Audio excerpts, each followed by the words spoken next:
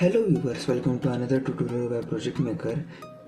In this video I will be teaching you how you can create your own GUI calculator in only 50 lines of code. If you are new to this channel, please hit the subscribe button and click bell icon to watch my video first. So without wasting any time, let's start. So as you can see, there is only one Python file titled as calculator. So I will simply open this file. So our Python file is open on screen, as you can see. So now I will just simply run the program to show the live demo of my calculator. So this is my calculator, as you can see. I created this calculator using Tkinter package of Python. So I will simply import this Tkinter package. You can install this Tkinter package by typing pip install tk in your command prompt. I imported this message box method of Tkinter package to give a pop-up. In next line I have imported 4 variables a, y, fg and bg. I have assigned values 0, 70, red, pink respectively to all these variables. Then in next line I have created variable click. I will explain this variable click afterwards, so let's move ahead. So let's move to this screen. As you can see, I have created an instance of tk in root, and after that I have written root.geometry as 335 into 420. So this is height and width of our user interface. Then after that I have given title as calculator, as you can see here. Then after that I have written root.config, which will give background color to our calculator.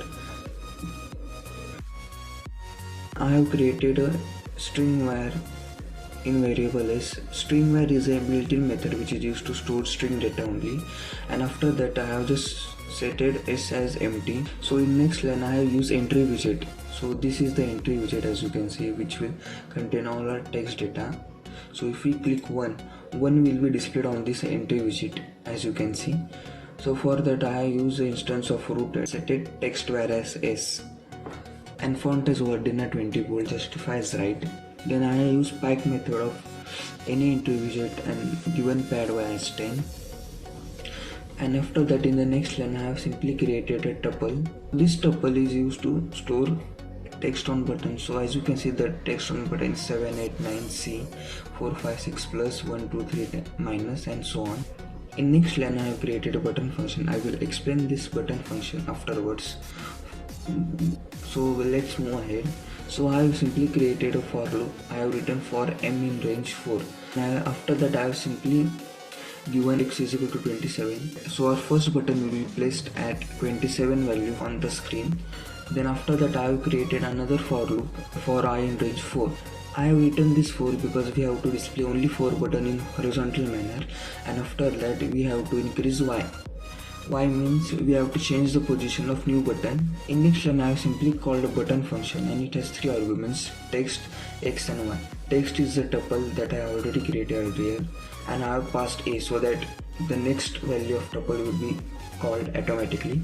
And then x and y. X and y are the positions of button in the screen. So now let's move to the button function to explain that.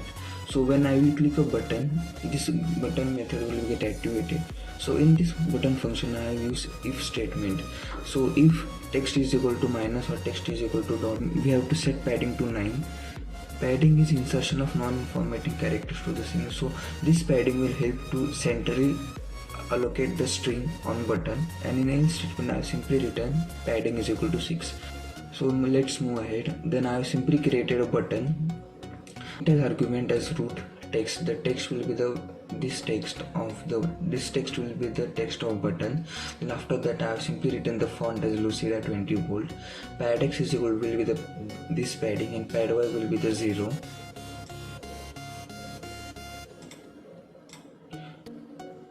And after that I have simply placed this button in positions x and y, or we can say L and M. And after that I have used this b.bind method. Bind method is used to deal with events. If button is clicked, an event will be generated. It will be moved to the click method. So we will move to this click function afterwards, so it will be more clear to you. So after this button function I have just increased the a value to 1 so that next tuple element will be collected from the tuple, and simply I have increased the padding by 80. So this loop will be continue for 4 times, so 4 buttons will be displayed on the screen, and after that I have increased the Y value so that the position of next button will be changed. So as you can see, the position of this button is below 7, so I have just increased this value as 70. Now let's move ahead. Now I have created another button, passed the value, kept it in the root, and the text is slash, as you can see. So I am talking about this button, and I have given simply font as Lucida, width as 3, height as 1. So let's move ahead, and I have just simply placed this button in X 267 and Y 350, which is this coordinate, as you can see. Then I have simply binded the button in the similar way. I have created another button equal to, and simply pass the same parameters to this button, as you can see. And after that I have simply written main loop. Now let's move to the click method that I have created. So I have written argument as event. The event argument is used to detect the key presses or mouse operations. And then I have used global S. This S is of that string var. Then I have simply written text is equal to event.widget.cget text. This text variable will store the latest button click. If I write here 1 plus 2 and press equal to will be get stored in the text variable. A result will be printed here. So let's move ahead. I have used if statement, as you can see, so that if text equal to 0. So if we click this button, we have to perform mathematical operations. So for that I have created another variable A. This A variable is used to get the data from entry widget. So I will explain you. So let's cancel this, and I simply write 1 plus 2.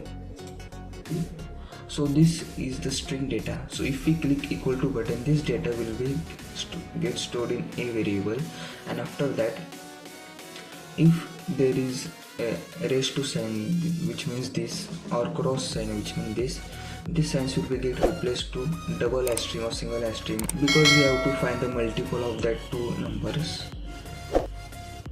Then I have used eval function in next line, as you can see. So this eval function evaluates the string like a Python expression and returns the result as an integer. So after I click equal to button, this string will be get manipulated and the output will be stored in value button, and s.set method will be just display the output on the screen. So if I click, 3 will be displayed on the output screen, as I see, and screen.update method which will update the screen, so our screen is updated. And if some error occurs, it will simply print please select 2 numbers. So if we select only one number and click on equal to sign, this pop-up will be displayed on the screen, and we will simply print that error. And if we click cancel button, so this button, so our screen should be empty. So if I click C button, our screen is clear, as you can see. If these two conditions are not satisfied, then it will move to next, s.set is equal to s.get plus text. So this method simply append the data of entry widget in it, and it will just simply screen.update. So this was click function, as you can see.